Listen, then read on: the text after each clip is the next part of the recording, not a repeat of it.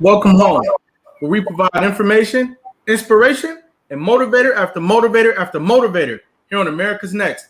I have Charmene Mama Vega here with me today. How you doing, Charmene? Hey, I'm doing fine. How are you doing? I'm doing great. I'm loving your background back there. It's making me feel sunny and excited about today. How's it going out there? Oh, it's going great. It's going great. We have wonderful weather this week. I can't promise next week is going to be this wonderful because it's supposed to be about 110 next week. So I'm enjoying this. Wow. Where are you right now geographically? Where are you? Geographically, I'm in Central California, which is Bakersfield, or the breadbasket of the nation. So we feed the rest of the country. Bread? They call it bread basket. You know, that's because we have all the food, the nuts. We have a lot of nuts and fruits and vegetables. So it's like your whole bread basket. Any food Really? you want: cows, meat, cheese, dairy, wine. Wow. Okay. I never heard this before. So Central California is a big producer of fruits, vegetables, and nuts and Nuts, dairy. It's farming country is what it is. And they consider it the bread basket because we produce so much. I think, if I'm not mistaken, the nuts that's produced here is approximately 80% of the country. And, you know, because it's California, we also have, the oranges. We have the navel oranges. We have avocados, cilantro, salsa, which is what people know me about, So we have all kinds of things like that, but all fresh. Our produce is fresh, which is what's different from where you are, is that when you go to the grocery store or something, a lot of your stuff is shipped there. For us, we just go to the corner and you'll find somebody who's just selling it out the back of their truck. Right. Now, did you move there intentionally? To Central California? Yes. I moved here intentionally after certain things happened in my life. So it was an intentional move, making a conscious decision to do it. So yes. Okay. All right. I want to say hey to everybody who's tuned in right now. We've got Yolanda Riley in the building. We appreciate you being here tonight. Whether you are on Roku TV, Apple TV, Android TV, Facebook, YouTube, I really appreciate it when you guys tune in. Let the algorithm know that you appreciate our show by hitting the reaction buttons, the thumbs up button, the like, the heart button, and dropping comments. It lets Facebook know that this show is valuable. Now, Charmene, where are you from? Originally, I'm from your neck of the woods. I'm originally from New York. Okay, New York. Where in New York? Yonkers. So Yonkers. Hey for Yonkers. Yes. Yeah. I'm originally from Yonkers. Yes. What was Yonkers like for you? What was it like for you growing up there? Well, for me growing up in Yonkers, it was at that time, and I'll probably give my age away. At that time, there were very few brown people in the area that I lived in, Yonkers. It was predominantly Italian and Jewish. We were the first ones to move in my community with my family. And back then, it was one of those things that even in the deed to the home, it says, do not sell to Negroes. Wow. Was that true in your case when your family bought the home at the lease? That was what was in the mortgage when they bought the home. When they bought their home, and the school that I went to, they didn't believe that my parents actually lived there. So the school board actually made a visit to my home to prove that I lived there and my parents lived at that home. Yes. Wow. Yes. This is something that is swept under the rug, if you will, in some conversations. The fact that there are areas where you are literally, it's actually written down that Black and brown people are not allowed to live in those areas. Yes. Is that called redlining? What's that called? There's a name for it.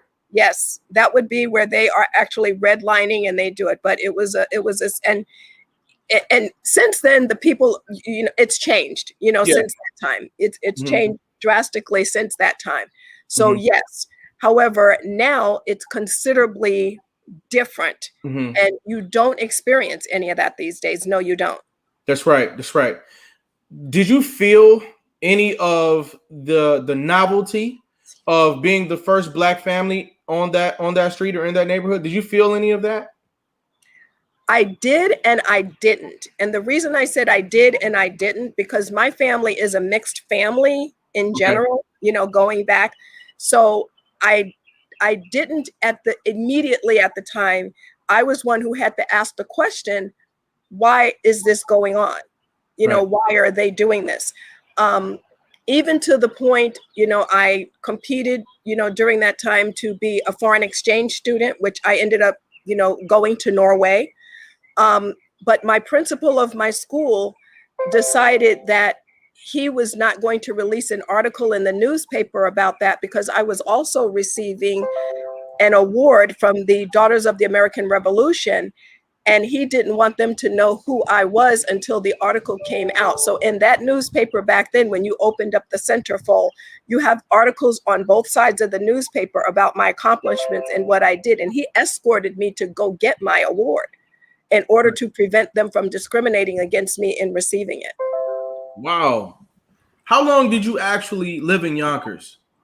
I lived in Yonkers for 6 years before I went to college, because I went to undergraduate. I went to my junior high school and my high school that was there. So that would have been approximately 6 years that I did. But when I went to college, I went to Boston University. So I would travel back and forth. And then my brothers were coming up, and one of my brothers still lives there. And actually, my sister-in-law is the sister of one of the brothers that back then his family was treating us that way. But that's why I said it has all changed once they got to know us. So yes, my sister-in-law is actually Italian, and it was one of the families that was there that was questioning the whole thing. And so now it's all of us are one huge family now. So that's why I said what happened then, they ended up learning, everybody in the community learned, you know, what it was. And even one of the comments was, someone had asked my father, well, what would you have done if we didn't really accept you? That was when my father was alive. And my father said, you had an opportunity to buy the house before we knew it was on the market. So, you lost out, and we really didn't care. So they found out that we didn't really care, because I was raised that that's not my problem. That's the problem of the other person. So we viewed it that way. But like I said, we've all become, ironically, one family now. I think that is a beautiful way of life turning around for you all, that you guys had this moment where you were able to, you know, really get to know each other and establish a deeper connection that, you know, it stands till today. Yes. And we can take a page from that book, you know, as a country in general. There are conversations that need to be had. There is quality time that need to be spent, but certainly some of the differences that we have between one another, especially when it comes to race, some of those differences can be settled. They can be, you know, they can be removed and eliminated through communication. And so I'm happy that, you know, that occurred, that you all were able to actually come together like that. That's great. And I want to say, sometimes we look at differences, but those are not differences. Mm-hmm. What do you mean? And what I mean by that is, even if people look at differences, quote, in religion, if you look at the core of what each religion is saying, they're all saying the same thing. Right. You know, so if we look at what are we doing, and because I'm also a chef, if I look at spices and you look at different foods that people are eating, they're using the same spices all across the board, the same spices. They're just using them in different amounts to end up with a different mixture for a different flavor. That's right. It's the same thing. That's right. What were your conversations like with your parents growing up? Did you have meaningful conversations with your mother and father about life in general? I did. And those conversations were, because of the era that they came up in, it was, you can't just be good, you have to be great. Mm-hmm. You have to do better than what someone is expecting you to do. And I remember one time I came home, and I was really proud that I came home with straight A's. Remember the type of school that I'm going to. Right. You know, I had to work hard for those A's, and I came home with straight A's, and I showed my dad, and I said, hey, Dad, look, I've got straight A's. And he looked at me and he said, why aren't they A+? And I said, they don't get A+. He said, make them. My next report card was A+. Mm-hmm. They put notes at the bottom talking about how you went above and beyond. So, and that's kind of my makeup at this point, because that's where I came from. So that's what I expect of both my children and my grandchildren. It's like, you do the best you can, just doing, just because someone says, oh, okay, wash the car and that's all you need to do. Well, if that car is going to look like it was really clean, did you clean the inside? Did you clean the tires? Did you clean the rims? Did you do all of this? Did you do the best job that you could do to do that? And so that's kind of where I am in every aspect of what I do, and so that was one of the major lessons. And the other one is, I use it a lot in my business. No means not that way. So if somebody tells me no to something, I don't understand that. And I'm not trying to be funny about it, but I don't understand it. And because of the background that I've given you, my thing is if that's something that I really want to do, to tell me no means nothing to me. Right. It really means nothing. You just told me no. Right. But I decided in me that that's something that I am going to do. So you said no, but what about the next person? What about the next person? What about the next person? Because I'm going to go until I get accomplished what it is that I have decided for me, what is best for me. You can't, I told somebody the other day, I said, you can't put me in a box, because a box doesn't necessarily have to have solid lines. It can have dotted lines. It can have rounded corners. It's still a box. But I can take those rounded corners and those dotted lines, and I can turn it into a circle. I can turn it into an oblong. I can move it around and do a whole bunch of things with it. So for me, that's what I also teach. Right.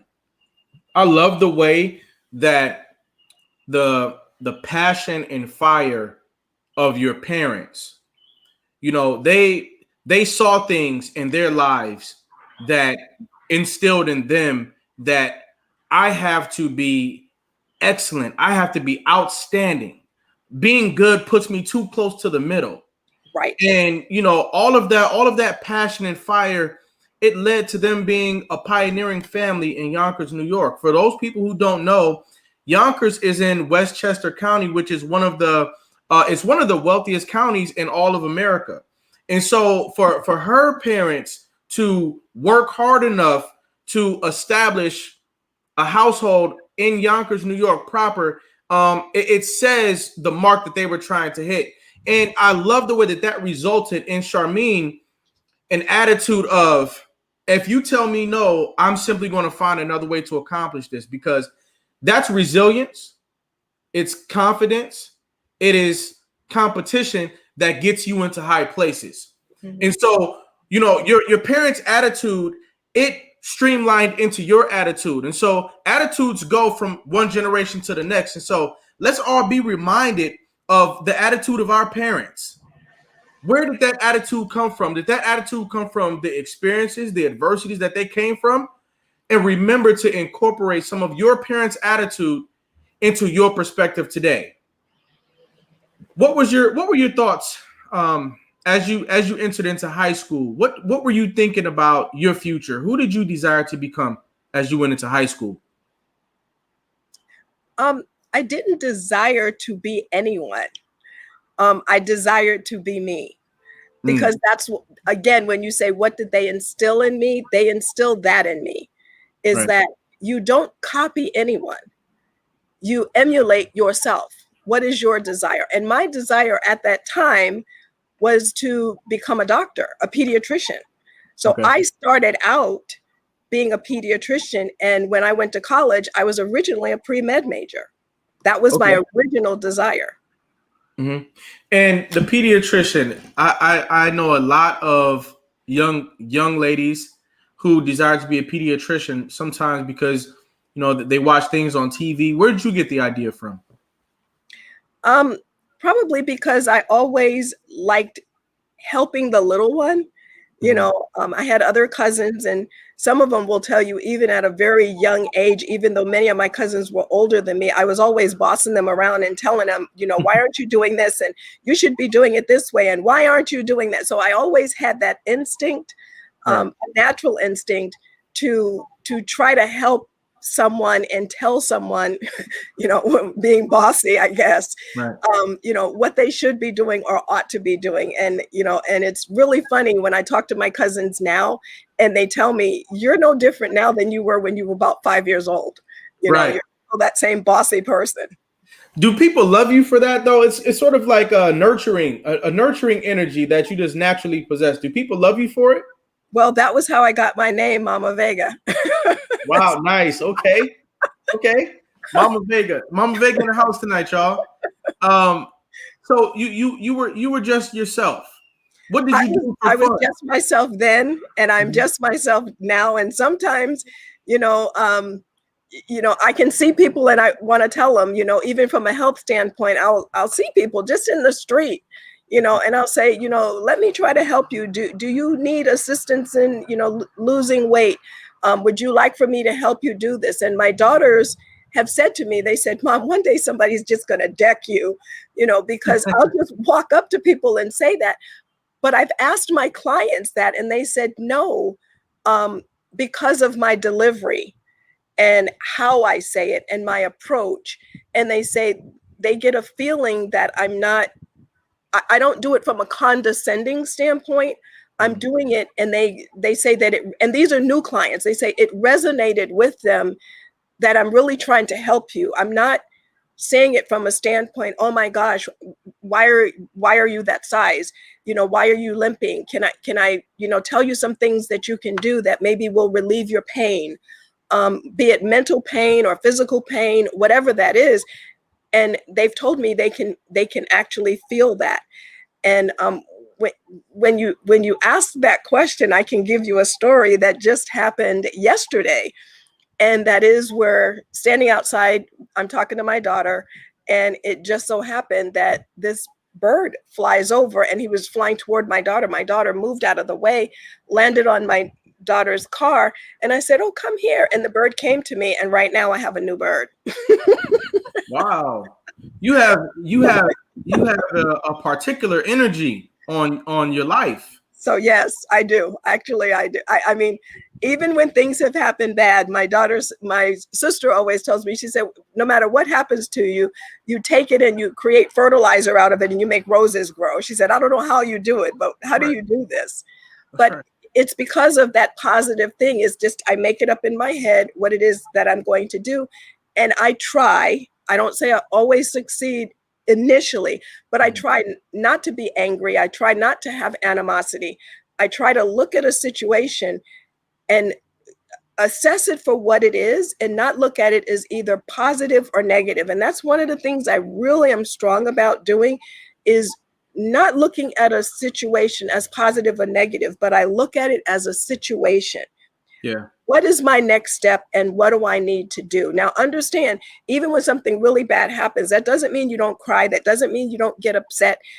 But then you step back and you go, okay, is it me?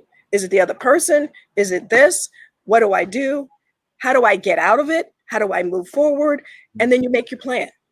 Yeah. People have done research to prove that when you are angry, you don't make good decisions. You're not a good communicator, and you don't have the best possible outcomes when you're angry. And that causes one to think about how we are conditioned to react so often. We are conditioned to react so often that the knowledge of remaining neutral is almost like it's a millionaire's knowledge. It's something that you learn at a seminar. It's something that you learn after you've been a truth seeker for long enough, that being neutral is the key. Right. Not reacting, not being so reactionary is the key to moving forward in life. And so many of us can take that and apply it in our lives. When did you actually start honing in on that skill of remaining neutral? Did you have to go through any sort of programs or anything to get good at that? I didn't go through any programs, but it's really funny because even in high school, my brother, when it was, I will tell you, when it was my 50th anniversary, my birthday, my brother had asked the family a question. They said, what did she write in her high school yearbook? Mm-hmm. So that goes to show you how far back it went. And one of my things is I said, do not judge another until you've walked a mile in his moccasins. So even at the age of 15, 16, Mm-hmm. that was my position. Yeah. And listening to my grandmother and things of that nature, because, my family also has an Indian heritage as well. So, so in looking at that, that's one of the things that I looked at. So I think it was almost always I had it in me, but when I started applying it more so would have probably been in the last 10 years where I really focused in and I honed in on it and recognized, I have to let these things go, which leads me to the other story, which you kind of know about already. And that is, my ex ended up, after 18 years, stole all the money out of my business. And we're talking millions of dollars that was stolen, and left me with not being able to move forward with my business, finding out that my home had liens against it and the bank was taking it back. It was in foreclosure. My cars, all my bank accounts were emptied. What do I do? And, that's when you get angry. And then, you have a person, like me, who led a rather privileged life. And you look at, how do I end up with this now? What do I do? I don't have street smarts. I don't have this, but I did have an education. And so what I did is I said, what is my next step? So the only person I could rely on was me. And because of that, you feel ashamed. You don't want anybody to know, because it's like, how could I be so stupid? How could somebody do this? How could I allow this to happen? And then I do have a friend who dealt with an abuse center, and she said, Charmene, you've been abused. And I'm like, what are you talking about? He didn't hit me. He didn't do this. And she was like, no. Let me tell you what it is. Let me describe it to you. And she has a foundation, which is the Love Is Foundation here in California, and walked me through it and got me to see that psychological, emotional, financial, all those things fall under abuse. California happens to be the first state in the United States as of last October that passed a law that specifically addresses coercive abuse, because people don't understand that causes stress, that causes health problems, that causes all those things. So when I went through that was when I started honing in on it and saying, you know what, and because I have the nutritional and health background, I said, you know what, I am not going to let this take me down this way. And I have to let that stuff go, because it's killing me. That's right. It's killing me. It's not killing the other person who did all of this. And I had to say, this is just money. And I didn't say I lost my house. I said, I let it go, because those are two different mindsets, to say that you lost something versus you let it go. And then I had to go within me. And I had to say, what is my next step? What am I going to do? And I am fortunate because I did have, and I do have, the education and the background. So I could do the research. I could get on the computer. What do I do? How do I do this? How am I going to get out of this? And believe it or not, one of my next steps was when I needed to move, I went to the owner of where I moved to. And I said, you know what, if you run my credit, this is what you're going to find. If you do this, this is what you're going to find. Here is my, my case where I went to court. Here's my case number. Read it, and you'll find out who I am. Look on the internet. Here's my business. Here's what I do. So many of us are ashamed of something like that. And that's not to say I wasn't in the beginning. I was. But then what I recognized is that became my weapon. Yeah. That became my strength, because now I have a story. Now I can help other people who may have gone through that and would have gone through things that are worse than mine from their perspective. And that's why I had to say, this is a situation. And that's what I teach. This is a situation. Now, what are the steps we take to get you out of this? What are the programs that's available? What do we need to do? Who do you have? Who's in your thing? If you don't have any money, is there something you can do to sell? I've told some women who could paint. They were beautiful artists. I said, go find a rock on the street, paint it, and go sell it.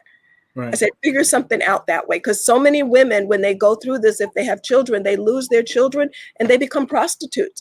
And so people look at that as, oh my gosh, how could they do that? They don't understand that that's a survival thing. I didn't have to do any of those things because I had some other things that I could lean on. But that's not to say that I wasn't ashamed. And that's not to say I didn't tell everybody. They didn't know. My family did not know all that I went through because I was ashamed. This is deep. And it's where you relate to so many thousands of people across America tonight. You already had a power, a calling on your life from a young child. When you said for yourself, not to judge somebody else unless you've walked in their moccasins, you were already into this idea of not being discriminatory against others, focusing on your own greatness. You were already miles ahead of the curve at a young age.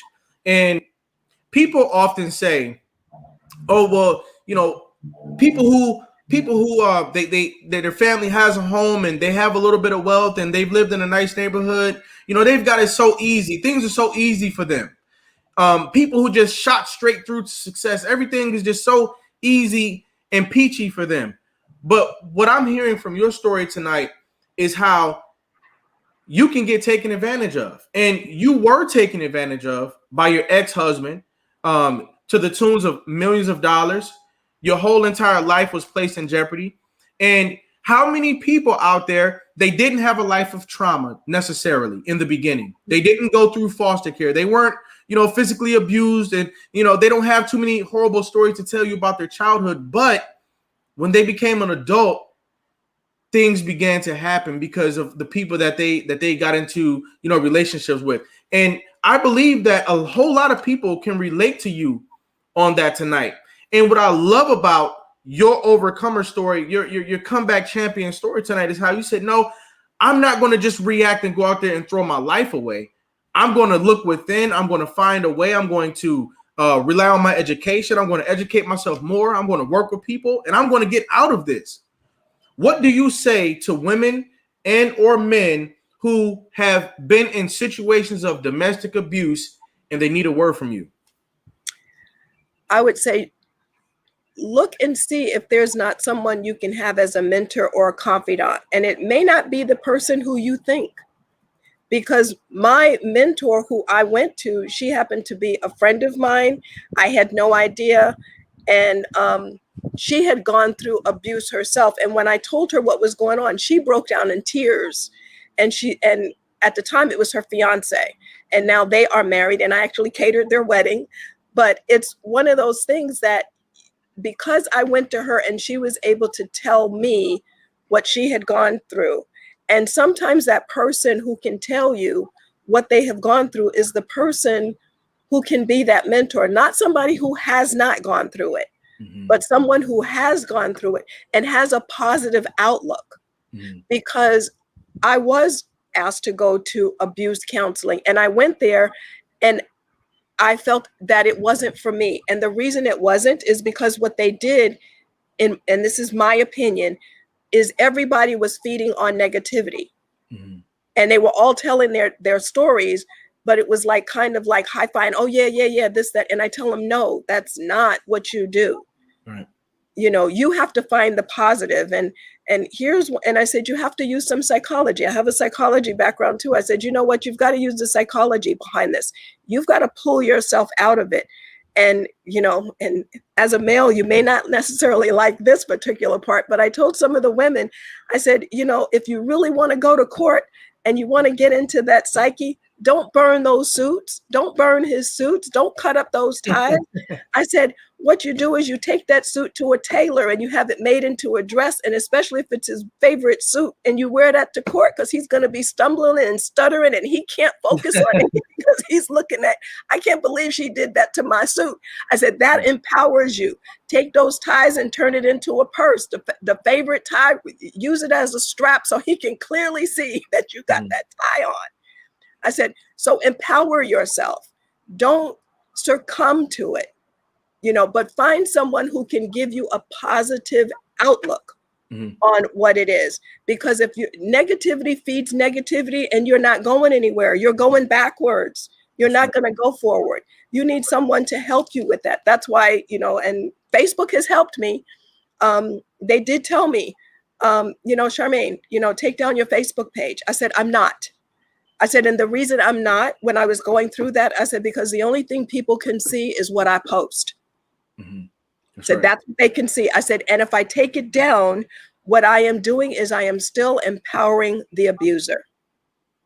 The abuser is still abusing me by me doing that. I am not going to do that. And I'm going to do things that are going to help other people. And by me doing that, I came across a publishing company that actually fights sex trafficking, which led to my book, Overcomer. I'm one of the ones who wrote their story in this book, Overcomer, because of that, because I didn't take it down. It's led to me, meeting, her name is Millionaire. She's on there. She had me to write in her book that just came out, and it's called The Mental Health Toolkit. And I wrote about nutrition and mental health. So it led to other things because I didn't do that. And these are all positive things that it led to.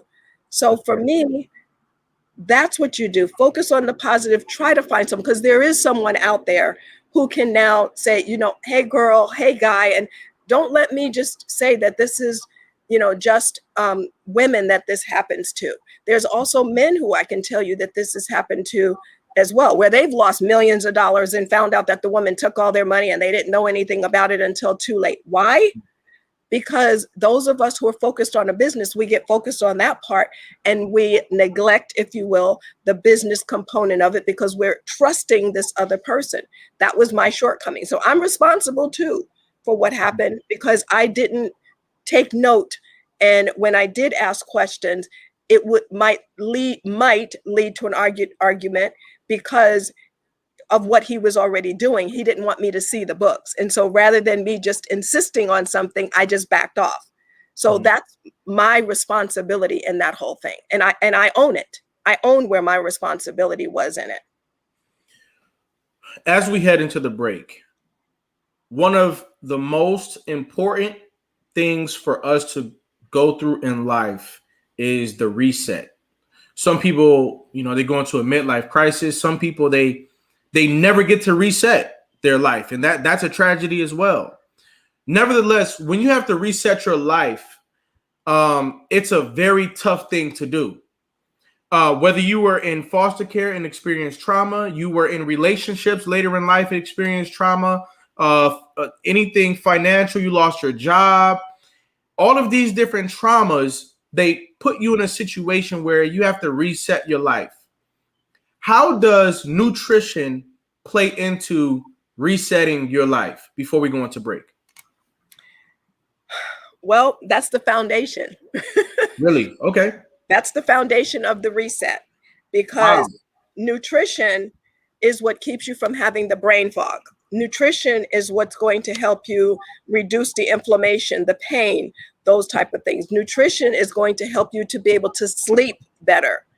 All of those things that you may be experiencing, I should say, is about nutrition, feeding the cells, helping the cells in your body reset, as you're saying, and getting rid of the debris. Because when you're stressed, when you do all these things, there is a debris that gets built up in your body, which is garbage. And you have to get rid of that garbage. It's not just your thought process, but the chemicals from your thought process. If it's negative, those are negative chemicals that's being produced that's now going throughout your whole body. And when you're stressed, it creates inflammation, creates pain, stomach aches. Your immune system is compromised. So it goes back to nutrition. So that is the foundation of everything. Ladies and gentlemen, we are talking to Charmene Mama Vega. She is full of wisdom and she is helping us to reset our lives.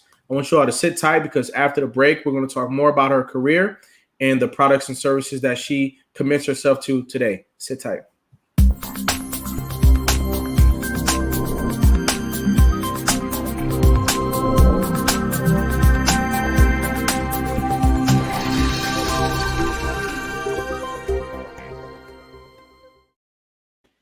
America's Next Motivator.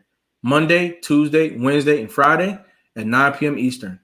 America's Next Motivator, hosted by me, Cedric Riley, and sponsored by the Pride Empowerment Network and our viewership.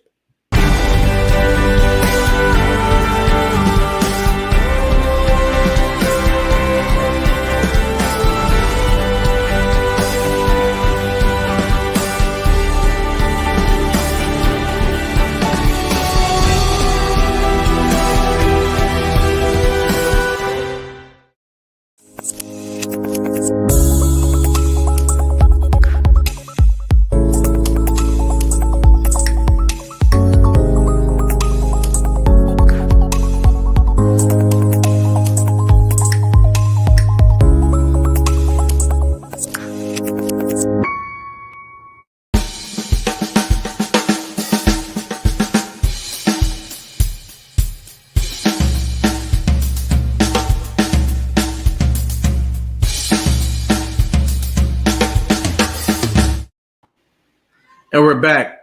Mama Vega, how you feeling out there? I'm doing fine. I'm doing great. You know, it's always a great day. Absolutely. Absolutely. Right back into it, because before we went to the break, we were really getting into some really good information. And I am connecting so many dots in my head right now. I just want you to help me make sense of some of the things that I'm thinking right now. Okay. We have 444,000 youth in the foster care system. We have adults who were deeply impacted by the pandemic all of last year, and they're in a reset right now. We have millions of people who are in this mode where they're currently resetting their lives. And a lot of the time we think, oh, I'm resetting my life. I need to get into a new program. I'm resetting my life. I need to use my own brute strength and, pull myself up by the bootstraps. I'm resetting my life and I need to have a conversation. But it sounds like even before we do something else, we need to address our diet in order to reset. I don't know that we always say, oh, I need to reset my life. Let me look at my diet first. Talk about that. Okay. One of the things I came up with relative to that, which is recent, because I was trying to figure out how do I explain this to people. And I'm a functional nutritionist, but I create a functional nutrition educator is what I like to call it. And when you say reset, I like to say I create a framework. Okay. Here is the framework, and I'm going to ask you questions of what's going in your life. Now, if you tell me you have stress, you have marital problems, your children are not doing what they should be doing, you lost your job, all of those things are factors that as a functional nutritionist, I need to look at because that plays a part on your health. It's impacting your body and it's creating all these little Pac-Men. I like to call it Pac-Men that's eating away at you. Mm-hmm. And because it's eating away at you, we've got to stop it. We've got to figure out how do we give them something else to eat so that now you're going to be able to rebuild. Part of rebuilding your cells is when you go to sleep and you sleep properly. Part of it is getting sunshine, going out, having vitamin D, your body creating the vitamin D, melanin, melatonin, all of these things, reducing the cortisol so that you don't have all the extra, chemicals in your body. All of these things are things you need to do. So even if you try to go do something, if you're under stress, what happens? You can't focus. Why can't you focus? When those things are happening and it's in your bloodstream, we forget that our circulatory system goes all the way to our brain. Mm-hmm. So if you have all this negative garbage in your system and these chemicals going through your brain and getting up into your brain, it's causing a brain fog. So what do? Something like cilantro. Cilantro acts like a magnet and it helps to pull those things out of your brain. Gets rid of the garbage. You can have other things like H2, which is a little tablet you drop in water, you drink it in water and it makes it fizz. So it's kind of like H2O, the hydrogen. And that actually helps to focus, get rid of the garbage. There's another product that's like Protandim, which now it actually gets down to the cellular level of getting rid of the garbage. Now, those are things that I'm telling you to do over here. However, Those are things you can do that are like supplements. But even if you're doing the supplements, one of the things you need to do is, what is it that you're eating? When are you eating? What is the time of day that you're eating? Are you walking? When you eat, do you get up and do what I call a digestive exercise? What do most people do? I just finished eating. I'm going to sit down. I'm going to relax. I'm going to watch television. Wrong thing to do, because you're not letting your body have that garbage disposal to keep spinning. You're making the garbage disposal stop, but you just put all this food in it and it stopped. What are some digestive exercises? Walking 15 minutes, very simple. Okay. That's a very simple one. Walking for 15 minutes. As soon as you finish eating, walk for 15 minutes. One of the things I recently purchased was a rebounder. A rebounder is a miniature trampoline. And if you get on a miniature trampoline for 10 minutes, that's equivalent to 30 minutes of running. Wow. So something as simple, and if you say that's 30 minutes, do you really need to do the full 10? You could probably do 5 of that. Mm-hmm. So there's things like that. Or if you have a stationary bicycle, get on the bicycle and do that. And if you want to watch television, do that while you're watching television, but don't just finish eating and then the immediate thing you do is go sit on the couch. Mm-hmm. That's counterproductive. That's not helping your body. That's not helping your system. And when you do, I would want to ask the people who are listening, when you go out and you do an exercise, by the time you get back to your home, what's the first place you have to go? That's to that bathroom, right? Mm-hmm. So that's what you want to do, is you want to stimulate your system so that what happens is that even after you finished eating, it's going to start digesting the food so that you're going to get rid of it, and it's not going to sit, because when food sits in your body, it builds up toxins. Those toxins, where do they go? They go into your brain. You can't now focus. It goes into your organs. It compromises your immune system. Okay, right. Because your immune system is your small intestine, which should be absorbing the food, getting rid of it, going through. And if you don't do that, it's what I call a food traffic jam. You just jammed up everything, and now it's not going to flow through. And now you're having, all kinds of things can possibly happen. And that's where the inflammation comes in, and diseases and everything else. So it's a matter of knowing that that's the foundation of being able to get you to think clearly, focus clearly, so you can do those things, so you can have the energy to do those things. Do we underestimate the power of food? Absolutely. Absolutely. And if you look at diseases and things of that nature, approximately 80% of diseases can be backtracked to the food that you're eating. And it's not just because of the chemicals, but it's just the food you're eating and how you're eating it, when you're eating it, along with the chemicals that are in it. I see that a lot of us, and I've been in this situation. I'm speaking from experience. We've been in a cycle of low frequencies. And what I mean by that is, first of all, there's the expectation of your grandparents, or sometimes even your grandparents saying, hey, achieve great things, be great. So that's pressure. But your diet is not good.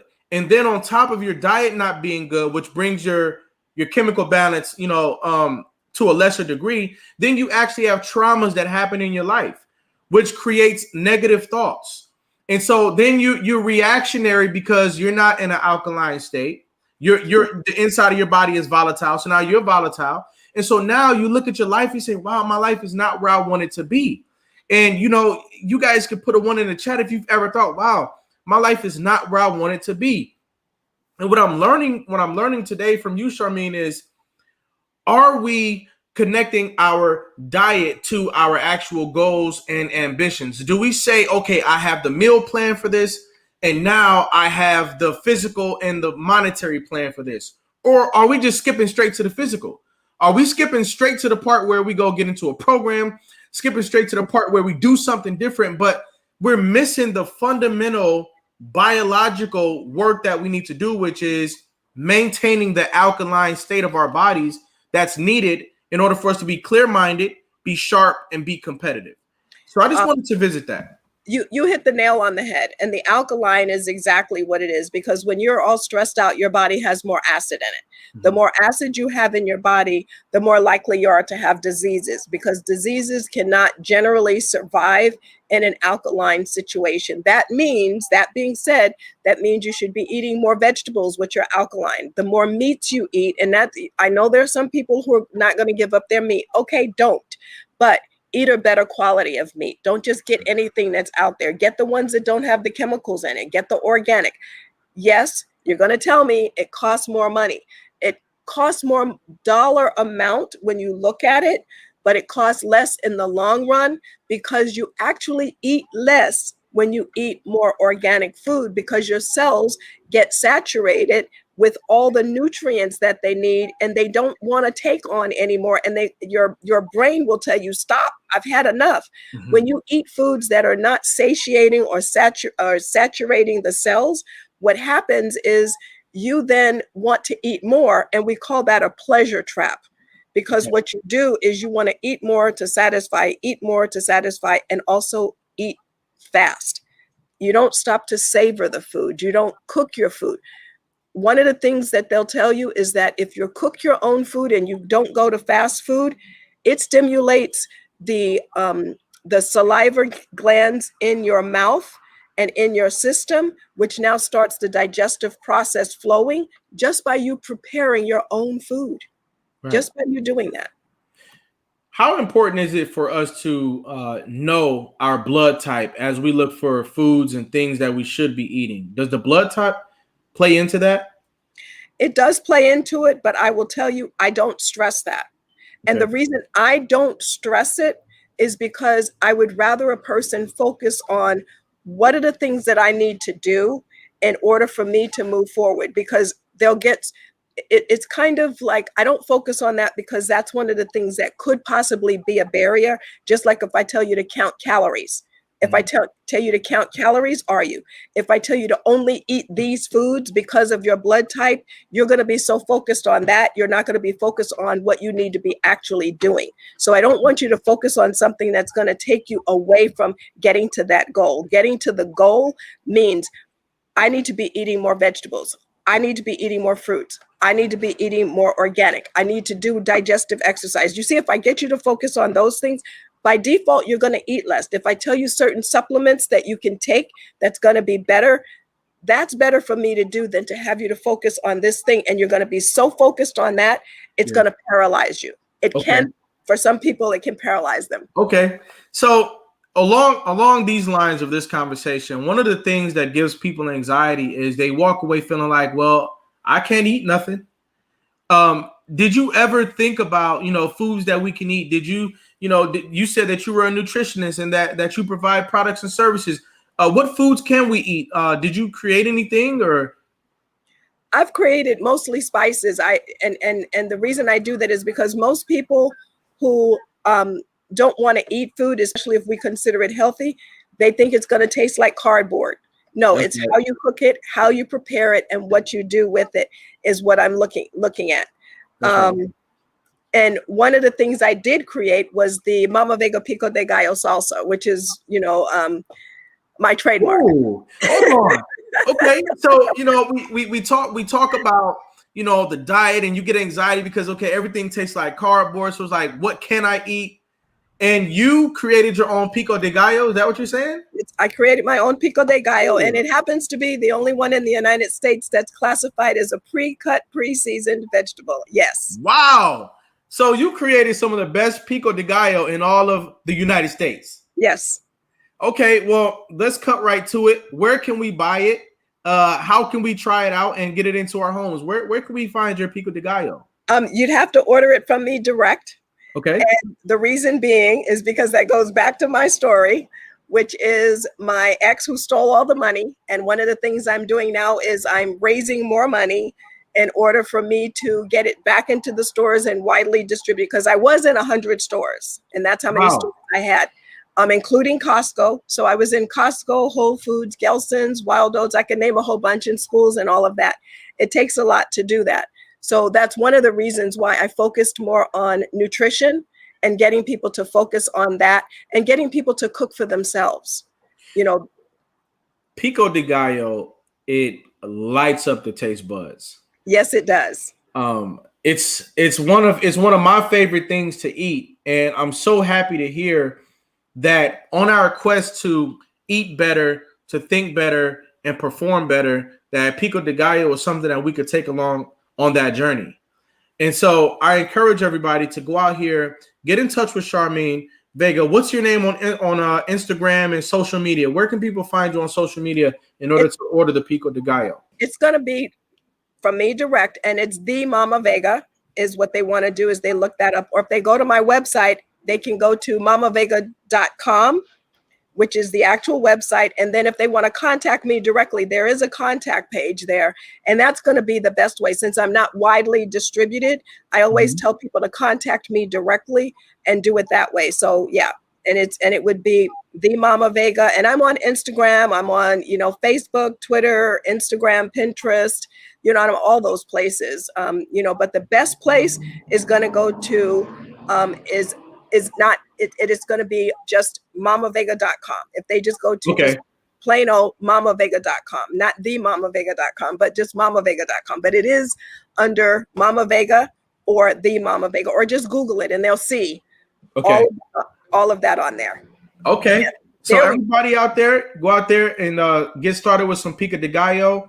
Remember the value of your nutritional state. Now, if someone wants to set up a consultation with a nutritionist, do they call you as well? Yep, they call me. My number is on there, and they can go right to mamavega.com. If they link with me on Facebook under Charmene Vega, which if they link with me there, they can send me a private message in Messenger, and a lot of my clients do that. I am in the process of setting up a separate nutrition platform. It's in the beta stages, but once that gets set up, they'll be able to go there under, Charmene Vega and be able to link with me there. But in the meantime, if they contact me directly, I will be more than happy to work with them, on any number of programs. And like I said, I create a framework, but they have to give me all the details for me to come up with the actual program, because I do it it's individualized for each person. So just because two people have diabetes or two people want to lose weight, I don't give both people the same thing, because their lives are different. So what I'm going to tell one and what I'll tell the other one is going to be completely different. Could be completely different, I should say. You are an absolute gem in our community. Thank you. I say that because we need people like you, Charmene, who have the expertise, who have the knowledge and the firsthand experience of how to revitalize our bodies and how to come up with a plan to make our food our medicine. What I'm hearing from you tonight is that a big part of our performance, like you said, the small intestine is the immune system, is our food, the things that we eat. It's the very foundation of our performance. And I know for a fact that we don't always eat the things that we should be eating. And the question becomes, well, what should I be eating, and who can I trust to help me with that problem, and who can sell me something that I can eat? And that's where you come in at. Yes, it is. And I try to be as honest as possible with people with what I know. I tell people what I tell you today is what I know today. Tomorrow I may find out some information, because as soon as I finish this show, there could be a new study that came out that I'll have to read, and I look at it and I go, you know what? I've got to change my opinion on this, because I can see the new evidence. And when I say opinion, I mean, I look at the evidence that's there, and what does the evidence say is what I do. So what I recommend is based on evidence, although it is my opinion, and I own it as my opinion, but I also don't recommend something to someone that I don't do myself. So even some of the things I mentioned, those are things I take myself. Right. Just the idea that I want to reset my life. It starts with what I'm putting in my body. It starts with my internal perspective, and I can call Charmene Vega. That makes you a very special person in the grand scheme of things. And I deeply appreciate you being here with us tonight. I got 3 questions for you as we round third base, and we got about a minute left in the show. Okay. My first question, what is survival to you? Survival is doing what you didn't think you could do. Wow. Simple. Okay. Very simple. What is success to you? Success is almost the same thing. Success to me is like you feel I can't do it, but you say, this is necessary for me to do. And then you do what is possible for you to do, which makes you do the impossible. And that's what makes you successful. What is greatness to you? Greatness is lumping that all together and saying, I did it. That's right. And you did mention that you contributed to a book. Where can we find the books and pieces that you've written? Where can we find your writings at? The Overcomer, this one is actually on my website. Okay. So they'll find this one on my website, so they can order that directly on my website. This one, where there's which is Nutrition for Mental Health, it's under Mental Wealth Toolkit, and that's on Amazon. So this one is on Amazon, and it's under Millionaire Williams, and I wrote one of the articles in here, and I specifically talk about nutrition for mental health and what you can do. But people can also contact me, and I'll tell them what to do with that too. Okay. Charmene Vega, I want to let you know that I've listened to your story today. We have listened to your story today, and we are giving you your respect while you are here with us today. It is absolutely huge the way that you connect nutrition to mental health, and we appreciate you for that. We're giving you your crown today while you can still receive it. Ladies and gentlemen, put your crown emojis into the chat. Ladies and gentlemen, put your crown emojis into the chat. We are letting you know, letting the world know that you, Charmene Mama Vega, you are America's next motivator. Thank you. Thank you, everybody, for my crowns. I appreciate it. But this is what I do all day, every day. And my biggest crown is my mom. My mom just moved from the East Coast here with me to California. You know, just because she could, and because I could offer it to her. That's right. All right. Hey, Mom, I want to say hey to my mom who's in the building. Hey to your mom who's out there. And hey to my wife who's in the building as well. All the moms out there, we appreciate you. You are the crown jewels of our lives. And I'll talk to you later, Charmene. Thanks for stopping by, all right? Thanks. I appreciate it. Absolutely. Ladies and gentlemen, there you have it. Each and every episode of America's Next Motivator is going to have something here for you. All you've got to do is stop by and pick it up.